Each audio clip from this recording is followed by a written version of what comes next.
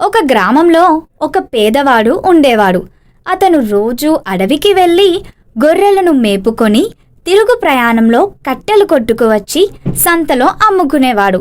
అలా తను కట్టెలు అమ్మగా వచ్చిన డబ్బుతో తాను సంతోషంగా గడపసాగాడు. ఒకరోజు తాను కట్టెలు కొట్టడానికి అడవికి బయలుదేరుతుండగా తన కొడుకు కూడా తన వెంట వస్తానని మారాన్ చేశాడు. సరే అని తనతో పాటు తన కొడుకుని కూడా తీసుకొని వెళ్ళాడు. గొర్రెలను తన కొడుకుకి అప్పగించి దూరంగా కట్టెలు కొట్టడానికి వెళ్ళాడు. కొంచెం సేపటికి ఆ పిల్లవాడికి గొర్రెలు మేపడం విసుగేసింది. తనకి ఒక ఆలోచన వచ్చింది. అంతలో పిల్లవాడు నాన్నా పులి అని అరవటం మొదలుపెట్టాడు. అది విన్న వాళ్ళ నాన్న పరుగెత్తుకు వచ్చి చూశాడు. అక్కడ పులి తనకు కనిపించలేదు. నాన్నను చూసిన పిల్లవాడు నవ్వసాగాడు. వాళ్ళ నాన్న తిరిగి కట్టెలు కొట్టడానికి వెళ్ళాడు. మరలా పిల్లవాడు పులి అని అరిచాడు. మరలా తిరిగి నాన్న పరుగెత్తుకొచ్చాడు. నాన్నను చూసి పిల్లవాడు మళ్ళీ నవ్వాడు. నాన్న పిల్లవాడిని మందలించి తిరిగి కట్టెలు కొట్టుకోవడానికి వెళ్ళాడు. ఈసారి నిజంగా పులి వచ్చింది. దానిని చూసి భయపడిన పిల్లవాడు నాన్నా పులి, నాన్నా పులి అని అరిచాడు.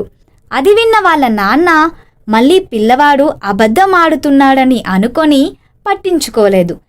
ఈ లోపల పులి గొర్రెలను తినేసింది. నీతి: అవసరమైన అబద్ధం ఆడరాదు. అనగనగా ఒక ఊరిలో రమేష్, సురేష్ అని ఇద్దరు అన్నాతమ్ముళ్ళు ఉండేవారు. సురేష్కి డబ్బు మీద ఆశ ఎక్కువగా ఉండేది. రమేష్కి కొంత పొలం, పనికిరాని వస్తువులు ఇచ్చి మిగిలిన ఆస్తి మొత్తాన్ని సురేష్ తీసుకున్నాడు. రమేష్ తనకి ఉన్న కొంత పొలంలోనే కష్టపడి కూరగాయలు పండించేవాడు. అలా కొంతకాలం గడిచినది. వర్షాకాలంలో వరదలు బాగా రావటం వల్ల పంట మొత్తం పోయినది. తినడానికి తిండి కూడా లేక ఇంట్లో ఉన్న సామాన్లు అన్నీ అమ్మడానికి వర్తకుడి దగ్గరకు తీసుకువెళ్లగా అందులో కొన్ని తీసుకుని కొన్ని పనికిరావు అని తిరిగి ఇచ్చేస్తాడు. ఆ వస్తువులని తీసుకొని ఒక పాత చెంబుకి ధరలేదు అని తనకి తిరిగి ఇచ్చేస్తాడు. ఆ చెంబును తిరిగి తీసుకొని వెళ్ళిపోయాడు. అలా వచ్చిన డబ్బుతో చిన్న వ్యాపారం మొదలుపెట్టాడు. వచ్చిన లాభం అంతా ఆ చెంబులో ఉంచేవాడు. మరుసటి రోజు ఆ డబ్బు చూడగా అది రెట్టింపు అయి ఉండగా ఎంతో ఆశ్చర్యపోతాడు. రెండవ రోజు కూడా అలాగే జరగడంతో ఎంతో ఆనందపడ్డాడు. అప్పుడు ఆ చెంబులో ఏదో మహిమ ఉందని గుర్తిస్తాడు. రోజూ అలా తను సంపాదించిన ధనాన్ని చెంబులో పెడతాడు. వచ్చిన ఆ డబ్బుతో వ్యాపారాన్ని అభివృద్ధి చేస్తాడు. ఇంకా కొంతకాలానికి పెద్ద ఇల్లు కూడా కట్టుకుంటాడు. ఇవన్నీ చూసి సురేష్ ఆశ్చర్యపోతాడు. ఇంత ధనం ఎలా వచ్చిందని దొంగచాటుగా గమనిస్తూ ఉంటాడు. రమేష్ ఆ చెంబులో పెట్టిన ధనం రెట్టింపు అవడం చూసి ఆశ్చర్యపోతాడు. ఒకరోజు రమేష్ ఇంట్లో లేని సమయం చూసి సురేష్ ఆ చెంబుని దొంగలిస్తాడు. సురేష్ కూడా వచ్చిన లాభాన్ని దానిలో పెట్టి ఉంచేవాడు. మరుసటినాడు ఎంతో ఆశగా వెళ్లి చూడగా డబ్బు రెట్టింపు కాకపోగా సగం అయింది. రెండవ రోజు కూడా అలాగే జరిగింది. ఇది ఏదో తేడాగా ఉంది అని ఆ చెంబులో డబ్బును వేయటం మానేసి ఎప్పటిలాగానే బీర్వాలోనే పెట్టేవాడు. తరువాత రోజు బీర్వా తెరిచి చూడగా డబ్బు సగం అవడం చూసి ఆశ్చర్యపోతాడు. తరువాత రోజు దేవుడు కలలో కనిపించి ఇతరుల కష్టాన్ని దోచుకుంటే నష్టపోక తప్పదు అని చెప్తాడు. దానితో సురేష్కి బుద్ధి వచ్చి ఆ చెంబును తీసుకువెళ్లి రమేష్కి ఇచ్చి క్షమించమని కోరుతాడు. నీతి: దురాశ దుఃఖానికి చేటు. ఒక ఊరిలో రామయ్య, సోమయ్య అనే ఇద్దరు మిత్రులు ఉండేవారు. వారిరువురు ఎంతో స్నేహపూర్వకంగా ఉండేవారు. రామయ్య ఏదో పని నిమిత్తం పక్క ఊరు నుండి వస్తూ ఉంటే ఒక చెట్టు కింద చిన్న కుందేలు ఉంటుంది. దానిని చూసిన రామయ్య కుందేలును పట్టుకోవాలని దగ్గరకు వెళ్తాడు. కానీ కుందేలు పారిపోతుంది. అలా కుందేలు వెంట పరిగెత్తుతూ వెళ్లిన రామయ్యకి అక్కడ ఒక సంచి కనబడుతుంది. అందులో బోలెడంత ధనం ఉంటుంది. ఆ ధనాన్ని తీసుకొని రామయ్య తన ఊరికి వెళతాడు. ఊరికి వెళ్ళిన రామయ్య జరిగిన కథ అంతా స్నేహితుడు సోమయ్యకు చెప్తాడు. అప్పుడు సోమయ్యకు ఒక మాయదారి ఆలోచన వస్తుంది. తను కూడా ఆ చెట్టు దగ్గరికి వెళితే కుందేలు వస్తుందని, ధనం దగ్గరికి తీసుకెళ్తుందని పక్క ఊరిలో చెట్టు దగ్గరికి వెళ్తాడు. అక్కడికి వెళ్ళి ఒక రోజంతా కూర్చొని ఉంటాడు. అయినా కుందేలు రాదు. అక్కడ 2 రోజులు కూర్చొని కుందేలు కోసం ఎదురు చూస్తాడు.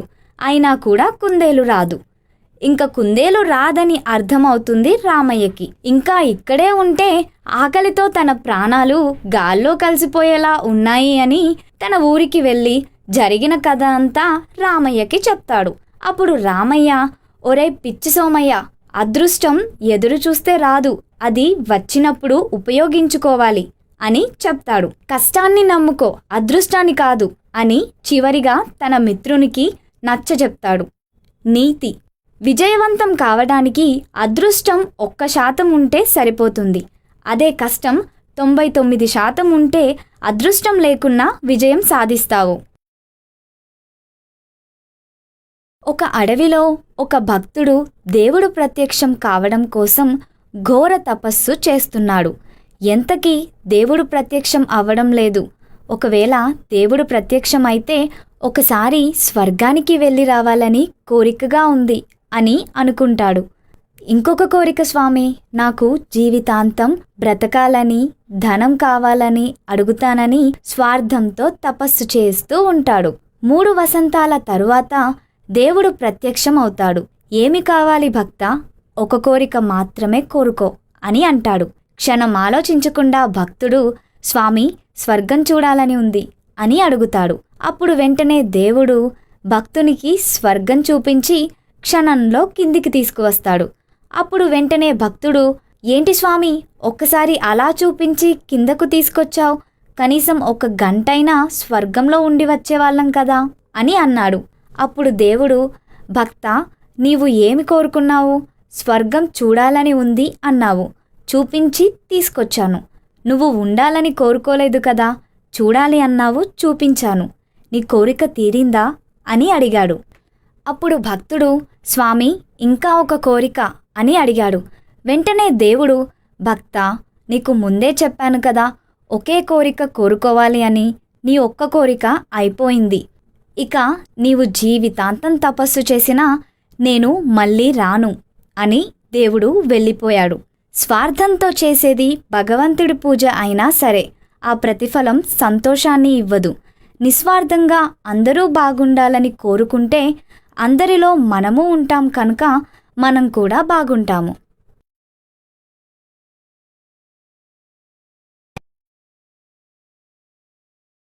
రామయ్య, కృష్ణయ్య ఇద్దరు మంచి మిత్రులు.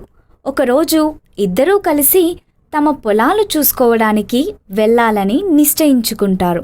రాత్రి వర్షం పడిన కారణంగా కంకులు ఏమైనా పాడయ్యాయేమోనని చూద్దామని రామయ్య అంటాడు. సరే వెళ్దాం అని పొలానికి బయలుదేరతారు.